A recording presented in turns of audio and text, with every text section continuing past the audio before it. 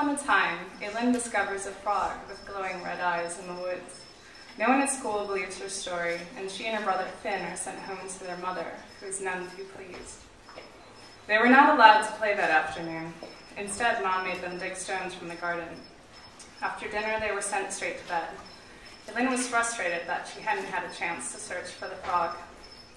She felt restless, lying in the dark, unable to sleep. From across the room, Finn spoke.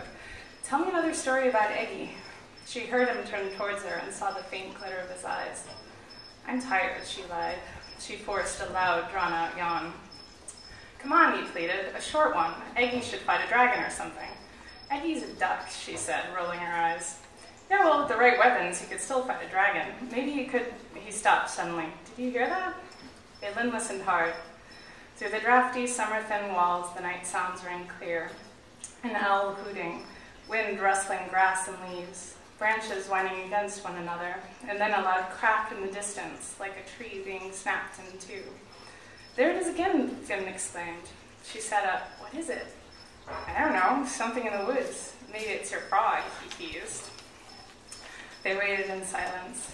Several seconds went by before they heard the sound again. "I'll bet it's a boar," Finn yelled. He hopped out of bed. "Mom will be mad." "No, she won't. She's probably asleep." When they tiptoed into the cozy living room, they saw that not only was their mother wide awake, but she wasn't even dressed for bed. The dying embers in the fireplace rimmed Ma's bent back with orange light. She was looking between the slats in the front door. Aylin hesitated, but Finn's curiosity overwhelmed any caution. "What is it, Ma?" he asked quietly. Their mother didn't look back at them, but only murmured, "Strange." Finn shuffled past her to the small window beside the door. Moonlight poured through its half-open shutters and onto the floor. Ma hissed, "Stay away from the window." Finn looked at Aylin and shrugged. He moved over to where she stood behind their mother. "What do you think it is?" Aylin asked Ma. She hoped it might be the big stag that sometimes visited their woods. The last time she'd spotted it, she'd counted 16 points on its rack, the most she had ever seen. But it hadn't come around in a while. "It's probably nothing, probably just a..." Ma's voice was cut off by a loud thump that sounded closer than before. Aylin saw a thin sphere of light puncturing the darkness to their right. She tiptoed over to it. Cool air slid into the house through a gap between the stones, ruffling her nightdress. She crouched and peered through the crack. At first she thought a cobweb or cocoon blocked the woods from her view. She realized with a start that she was looking at a thick, obscuring fog. As she watched, the old oak was slowly disappearing into the burning mist.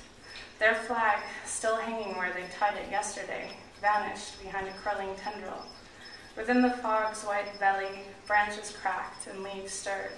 Whatever it was coming nearer. "Let me see," Finn said, pulling her aside. "Oh." His mouth hung open as he stared through the gap. In the tiny slant of light, she could see his wide brown eye and the freckles crowding the skin around it. There was another loud thud. The floor trembled. "Maybe it's a herd of deer," she offered.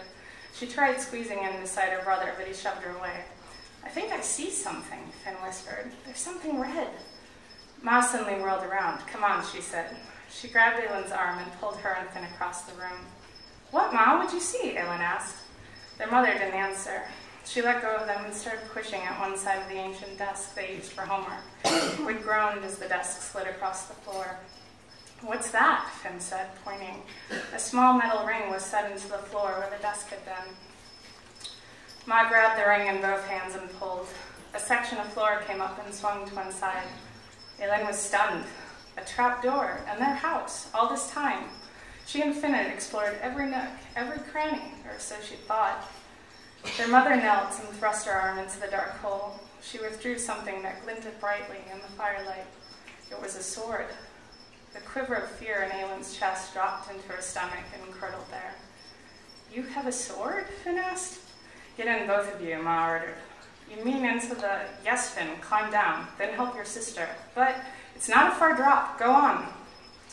Finn scrambled to the edge of the hole. He threw Aylin a quick, worried look before jumping into it. When he stood up again, the top of his head came just below the floorboards. Aylin sat beside the opening. Her heart raced. "Ma." She looked back to see Ma clenching the sword, staring at the front door as if expecting something to burst through it at any moment. The house shook again. Her mother didn't flinch, only raised the sword higher. Then she noticed Aylin. "I said get down there." The eyes that met Aylin's were remote and frightening. "Now." Aylin dangled her legs into the darkness, more afraid than she'd ever been in her life. "Grab her, Finn," came the order. Finn gripped Aylin beneath the shoulders. He lowered her until her bare feet touched cool, damp dirt. Ma appeared in the opening above them. The firelight caught in her tawny hair and cast a brilliant halo around her unreadable face. "Now be quiet. No matter what happens, stay down there until I tell you it's safe." "What about you?" Aylin cried. Terror gripped her insides. "Shh, I'll be fine," her mother soothed, sounding again like herself. She ducked out of sight. Aylin heard her warning in that other commanding tone. "Finn, watch your head," and the light above them fell away.